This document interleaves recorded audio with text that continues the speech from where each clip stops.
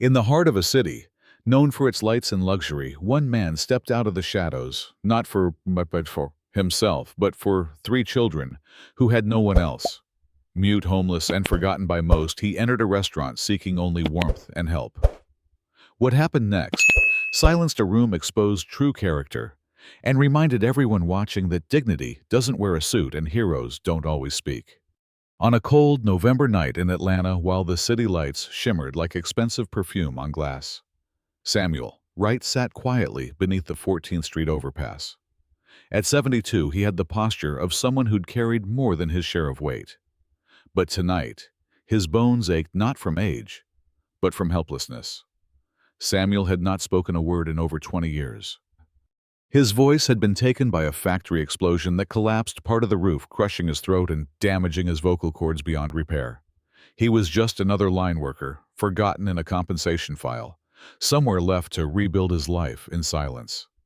He never complained, never begged. He lived simply mending shoes, collecting cans, fixing broken radios for a few dollars on the sidewalk.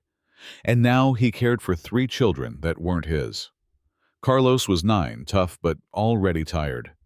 Lily, 7, had eyes too big for her face, and a fever burning through her tiny frame. Noah the baby was just 4, fragile, skeletal, and always hungry. Their mother had overdosed in the alley behind the Shell station 2 weeks ago. Samuel had found them crying, waiting for someone who would never return. He didn't think. He wrapped them in what he had and brought them back to his tarp. But kindness, no matter how deep, could only go so far. That night, with the wind cutting sharper and Carlos coughing until he turned red, Samuel knew he had run out of options. He couldn't watch them suffer another night. He kissed each child gently on the forehead, wrapped them tighter in old blankets, and started walking. Just 3 blocks away, nestled in the glitter of Midtown, was Brass and Maple, an upscale restaurant with warm lighting, gentle jazz, and prices that would make most flinch. Samuel had passed it often, watching through the window as people laughed over plates of food they'd forget by morning.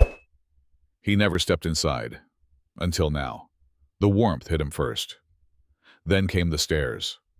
He stood just inside the doorway, layered in worn coats and fingerless gloves, pointing silently at his mouth, then to his stomach. He couldn't speak, but he didn't need to. Hunger translates fluently. The manager stepped forward, uncertain. "Sir, I don't think this is the right place for you." Before Samuel could turn back into the cold, voice cut through the room like a slap. "What the hell is this, a shelter now?" Officer Hank Dillard said loudly, pushing back from his table. He was off duty, but in uniform, eating with his partner, Officer Ray Carson. "Get this trash out of here." The room froze. Dillard stood up, walked toward Samuel, and narrowed his eyes. "That mute act again? You've been working this angle around here for years." He reached for Samuel's arm, but someone moved faster. Naomi Patel, the restaurant's new owner, had seen enough. She stepped between them, short but sharp, her presence stronger than either man expected.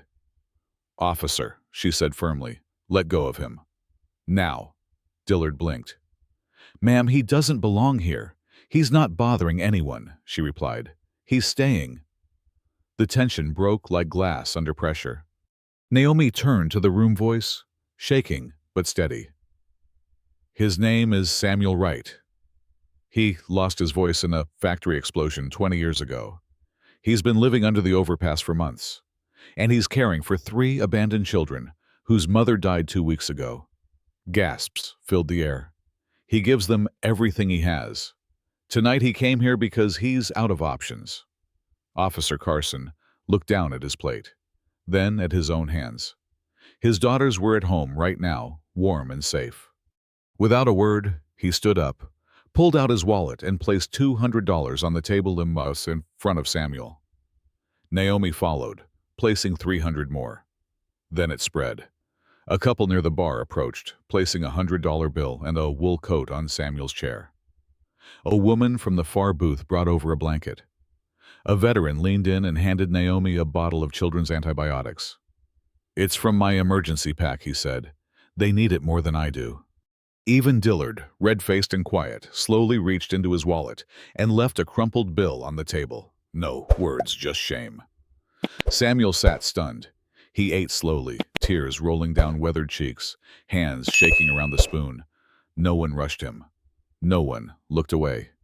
Naomi packed bags of food and warm clothes. Then she made 2 calls, one to a pediatrician she knew, who offered pro bono services, the other to a social worker she'd worked with on food drives. "We'll get the kids help," she told him. "You won't have to do this alone anymore." As Samuel stood to leave, holding 3 bags of food and medicine, the entire restaurant rose without instruction, without applause. Just reverence. He turned back once at the door, not to beg, not to wave, but to look, to see, to know that for once the world had seen him.